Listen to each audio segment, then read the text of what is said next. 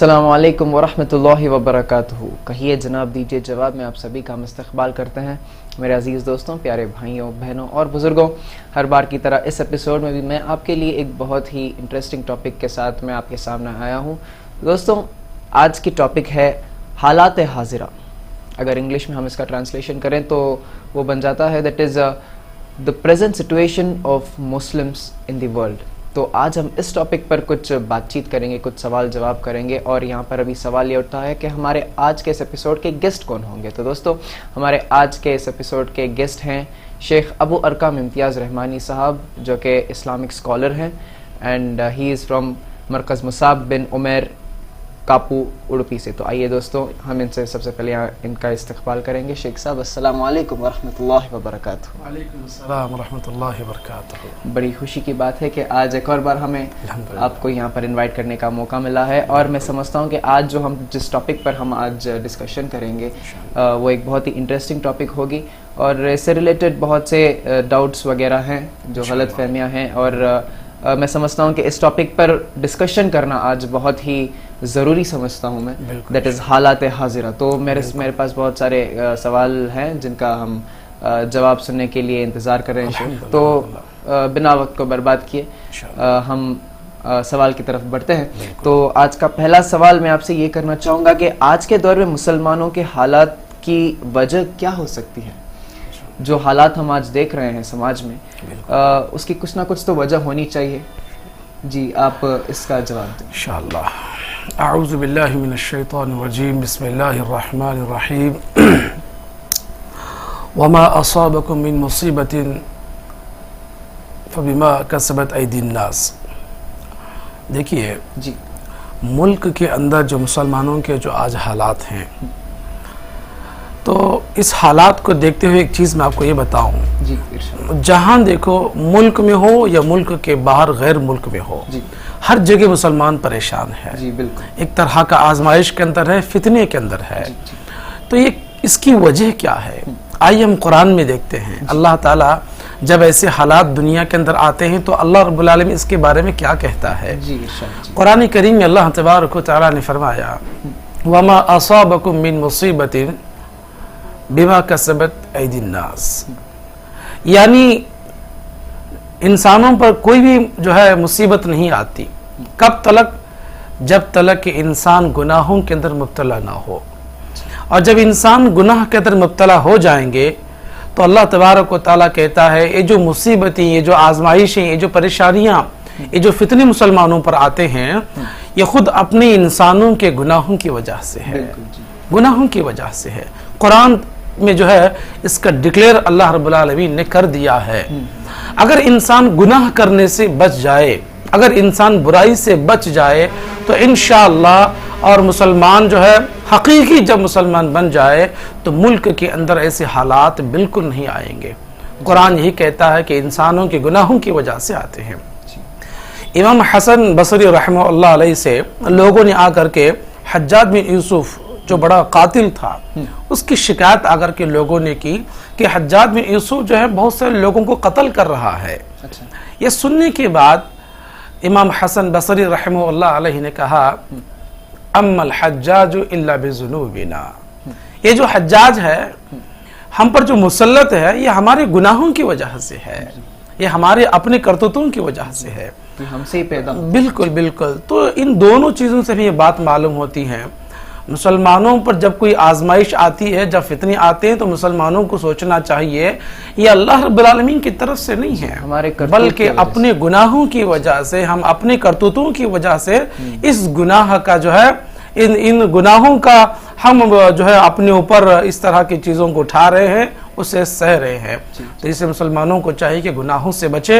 इंशाअल्लाह अल्लाह का वादा है कि जब इंसान बुराई से बचेगा, गुनाहों से बचेगा, अल्लाह का वादा है कि अल्लाह तबारक व तआला से फितने से निकाल करके सीधे राह पर लाएगा, अल्लाह ताला अमन कायम करेगा इंशाअल्लाह। जी, शुक्रिया, जज़ाकल्लाहु खैर शेख। तो ये थी वजह इंसान मुसलमानों के हालात के। बिल्कुल बिल्कुल। तो एक और सवाल यहाँ पर ये पैदा हो सकता है कि ऐसे हालात में इत्तेहाद ना हो तो क्या हो सकता है, मतलब अगर यूनिटी ना हो मुसलमानों में तो फिर क्या हो सकता है हालात। बड़ा अहम सवाल है। देखिए الحمدللہ اللہ تبارک و تعالیٰ نے قرآن کے اندر جی اور اللہ کے پیارے نبی محمد رسول اللہ صلی اللہ علیہ وسلم نے حدیث کے اندر جی دونوں نے جو ہے مسلمانوں کو ہر ہمیشہ اتحاد و اتفاق کے ساتھ رہنے کی تلقین کی ہے، تاکید فرمائی ہے۔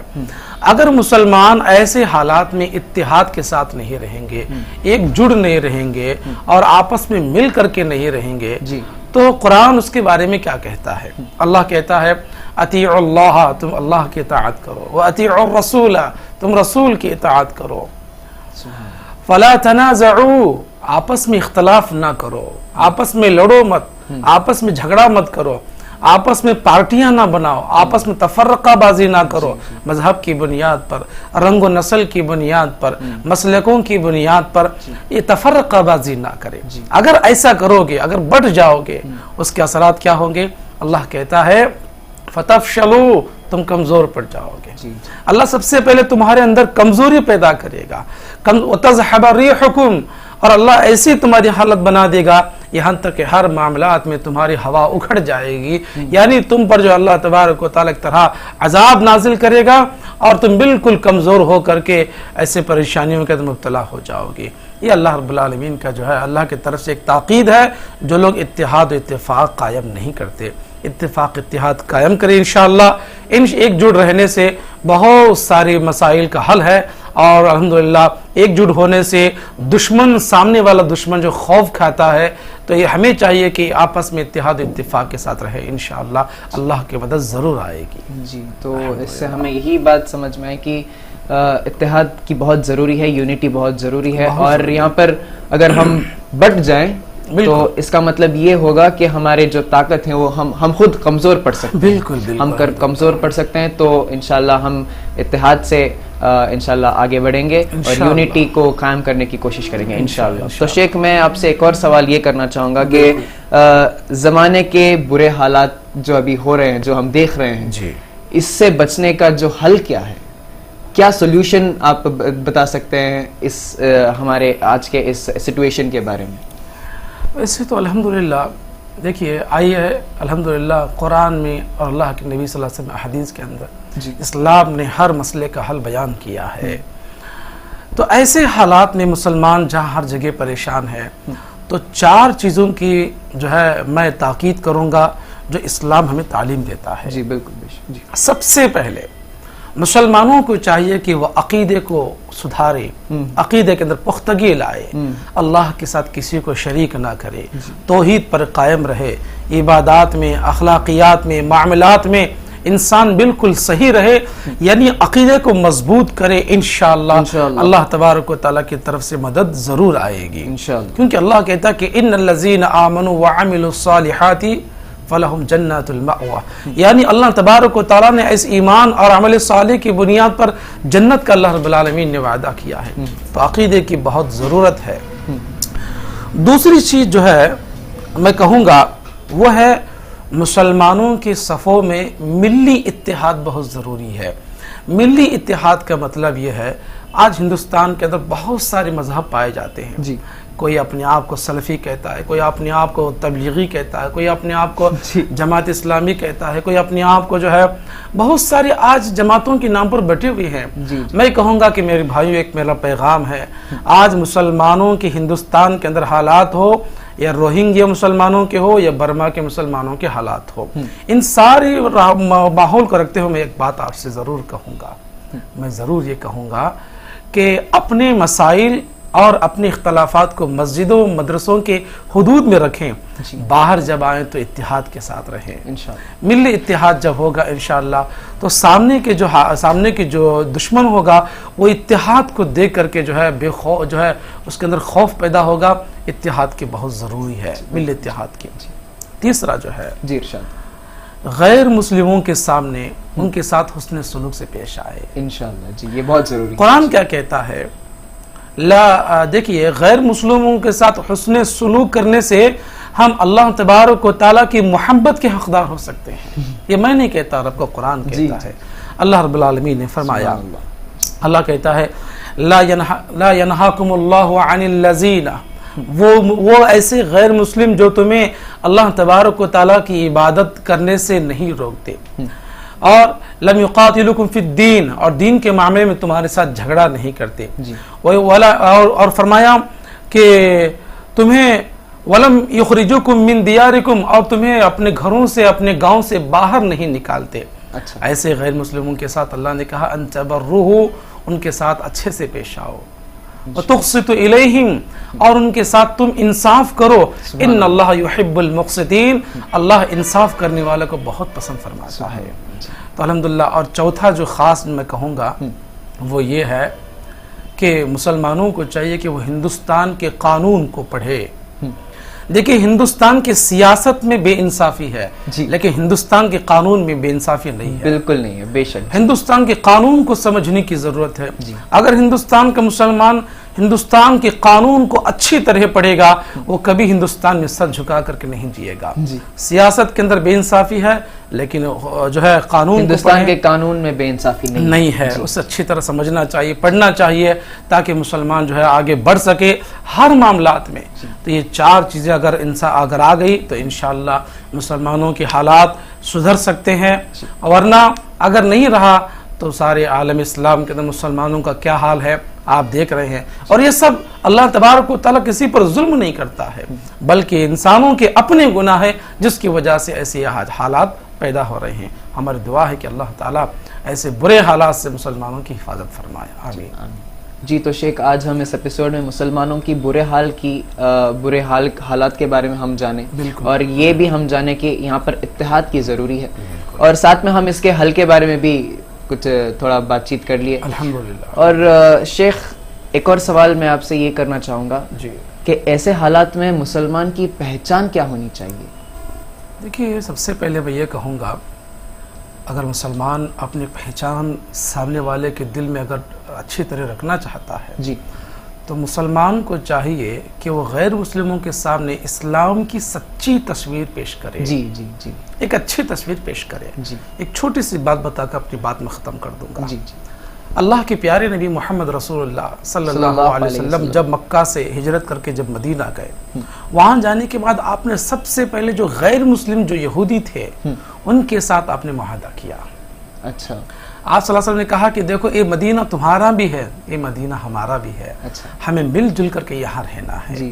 ہمیں مل جل کے یہاں رہنا ہے. انہوں نے یہ نہیں کہا کہ یہ صرف ہمارا، نہیں بالکل یہ کہا کہ سب کا ہے. سب کا ہے، اس میں سے نان مسلم بھی شامل. الحمدللہ ہندوستان کے اندر جو غیر مسلم کی جو میجارٹی ہے وہ امن پسند ہے.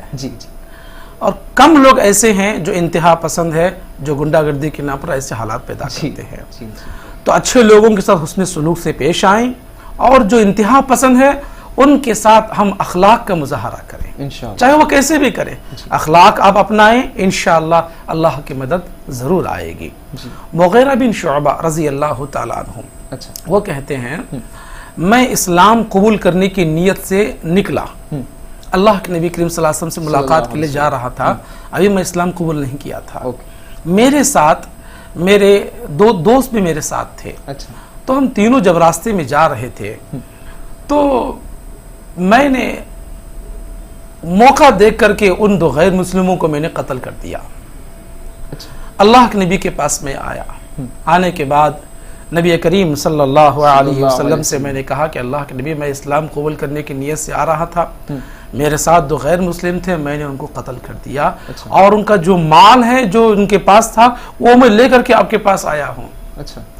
اللہ کے نبی کریم صلی اللہ علیہ وسلم نے فرمایا اما الاسلام قبلناہ، ہاں تمہارا اسلام میں داخل ہونا ہم اس کو قبول کرتے ہیں لیکن جو تم نے غیر مسلموں کو قتل کر کے جو مال تم لے کر کے آئے ہو ہم اسے قبول نہیں کر سکتے، اس لیے کہ تم نے دھوکے کے ساتھ ان کو مارا ہے، تم نے غلط ان کے ساتھ رویہ اختیار کیا ہے، اسلام اس کی بالکل اجازت نہیں دیتا.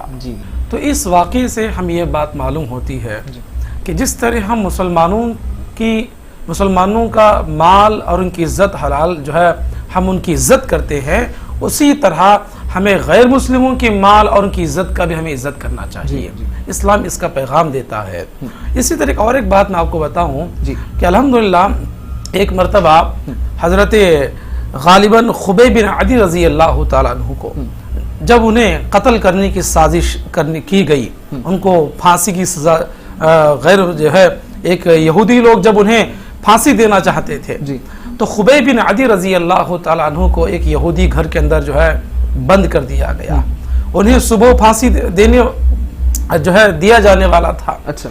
رات میں خبیب بن عدی رضی اللہ تعالیٰ عنہ نے کہا کہ مجھے ایک استرا چاہیے تاکہ میں اپنے غیر ضروری بال نکال لوں, میں اللہ کی عبادت کر سکوں, مجھے اللہ سے ملاقات کے لیے جانا ہے. تو سبحان اللہ انہیں ایک استرا دے دیا گیا. خبیب بن عدی رضی اللہ تعالیٰ عنہ استرا لے کر کے بیٹھے ہیں تو جس یہودی کے گھر میں تھے وہاں ایک اب خاتون اپنے چھوٹے بچے کو کھلا رہی تھی. اچانک وہ بچہ جو ہے لڑکتے لڑکتے جو ہے خبیب بن عدی رضی اللہ تعالیٰ عنہ کے پاس آ جاتا ہے. خبیب بن عدی رضی اللہ تعالیٰ عنہ بڑے پیار سے بڑی محبت کے ساتھ اس بچے کو اپنے گود میں بٹھاتے ہیں. ماں نے دیکھا کہ ایک دشمن کے گود میں میرا بچہ اور ہاتھ میں استرا, تو خبیب بن عدی رضی اللہ تعالیٰ عنہ نے جب اس ماں کے چہرے کو دیکھا تو خبیب بن عدی رضی اللہ تعالیٰ عنہ نے کہا کہ اے بہن تمہیں ڈرنے کی ضرورت نہیں ہے, اسلام قتل و غارت گیری کی جو ہے تعلیم نہیں دیتا ہے. اسلام کسی کو بنا وجہ قتل کرنے سے اسلام اس سے بالکل منع کرتا ہے. کیا تم سمجھتی ہو کہ میں تمہارے بچے کو تکلیف پہنچاؤں گا؟ میں نہیں پہنچاؤں گا. یہ کہتے ہوئے خوشی کے ساتھ بڑے شفقت کرتے ہوئے بیٹے کو واپس کر دیتے ہیں. تو الحمدللہ ایک اچھی تصویر جو ہے مسلمانوں کو چاہیے کہ وہ سامنے پیش کرے. آج سے آپ نے دیکھا ہوگا جو ہے میگزین کے اندر اسی طرح میں نے پڑھا کہ آج سے تقریباً ایک سال پہلے لندن میں جو ہے اچانک ایک بلڈنگ میں آگ لگ گئی. 1-1.5 سال پہلے آگ لگنے بالکل اس کے اپوزٹ میں ایک مسجد تھی. تو وہاں کے جو مسلمان تھے تو فوراً نکل کر کے مدد کے لیے گئے اور جانے کے بعد مسجد سے لوگ جو ہے بلڈنگ میں سے آگ میں جلتے ہوئے وہاں سے یہ نہیں دیکھا کہ کون مسلمان ہے کون غیر مسلم ہے. انسانیت کو پیش کرتے ہوئے الحمدللہ ان کو وہاں سے نکالا, کسی کو ہاسپٹل پہنچایا, کسی کی جو ہے مدد کی. تو الحمدللہ میں یہ چاہتا ہوں کہ مسلمانوں کو چاہیے کہ اسلام کی جو سچی تصویر جو اللہ رب العالمین نے بتائی ہے وہ تصویر سامنے پیش کرے. اس کا اثر انشاءاللہ بہت اچھا ہوگا. میں آخر میں یہی دعا کروں گا کہ اللہ تبارک و تعالی ہم سب کو ایک جٹ ہو کر کے ملی اتحاد قائم کرتے ہوئے اتحاد اتفاق کے ساتھ رہنے کی اللہ ہمیں توفیق عطا فرمائے. اللہ تبارک و تعالی ہندوستان کے مسلمان, اسی طرح برما اور روہنگیا مسلمانوں کے جو حالات جو ظلم ہو رہا ہے, اللہ سے دعا ہے کہ اللہ ان کی غیبی مدد فرمائے, اللہ ان کو ظلم سے بچائے, تمام عالم اسلام میں اللہ سب کی حفاظت فرمائے. آمین یا رب العالمین. جی شکراً, جزاک اللہ خیر شیخ. میں سمجھتا ہوں کہ آج کا ایپیسوڈ بہت ہی بہترین ایک میسج ملا ہے ہم اس ایپیسوڈ کے ذریعے, اور ہمیں یہی سیکھ ملی انت میں کہ ہمیں ایز اے مسلم ہمیں مسلمانوں کا یا پھر اسلام کا اصل تصویر جو ہے وہ ہمیں سامنے پیش کرنا چاہیے لوگوں کے سامنے, تاکہ یہ جو غلط فہمیاں جو پھیل رہے ہیں اسلام کے بارے میں تاکہ وہ سب چھوٹ جائے اور لوگ ہمارے بارے میں اچھا سوچیں, اچھا خیال رکھیں انشاءاللہ. اور اس شو کو ختم کرنے سے پہلے ہر بار کی طرح ایک شعر میں آپ کے سامنے پیش کرنا چاہوں گا, جہاں پر ایک شاعر یہ فرماتے ہیں کہ انسان بھی بہت عجیب ہے, دعا کے وقت سمجھتا ہے کہ خدا بہت قریب ہے اور گناہ کے وقت سمجھتا ہے کہ خدا بہت دور ہے. تو اس میں سمجھنے کی بات یہی ہے کہ ہم جو بھی گناہ کرتے ہیں اللہ ہم پر نظر رکھتے ہیں اور اس کا جو بدلہ ہے ہمیں مل کر ہی رہے گا. تو ہمیں میں بس اللہ تعالیٰ سے بس یہی دعا کرنا چاہوں گا کہ اللہ تعالیٰ ہم سبھی کو ہدایت دیں اور صحیح راستے پر چلنے کی توفیق عطا فرمائے. آمین. اور ایسے ہی میں آپ سے وعدہ کروں گا کہ ایسے ہی بہت سارے انٹرسٹنگ بہت ہی خوبصورت ٹاپکس کے ساتھ میں آپ کے سامنے آتا رہوں گا. آپ کے پسندیدہ شو کہیے جناب دیجیے جواب میں انشاءاللہ. فی الحال میں ہمارے آج کے گیسٹ شیخ ابو ارکام امتیاز رحمانی صاحب کا تہہ دل سے شکریہ ادا کرتا ہوں کہ آج ایک اور بار آپ ہمارے اس انوائٹ کو قبول کیے ہیں ہر بار کی طرح, اور ایسے ہی بہت سارے انٹرسٹنگ ٹاپکس کے ساتھ آپ ہمارے شو میں آتے رہیں گے. میں یہی امید رکھوں گا انشاءاللہ. جی تو میرے پیارے بھائیوں بہنوں اور بزرگوں, فی الحال آپ اپنے دوست نتاز علی کو یہاں سے جانے کی اجازت دیں. میں آپ سے اگلے ایپیسوڈ میں پھر ملوں گا بے شک. تب تک آپ سبھی لوگ اپنا خیال رکھنا. السلام علیکم ورحمۃ اللہ وبرکاتہ.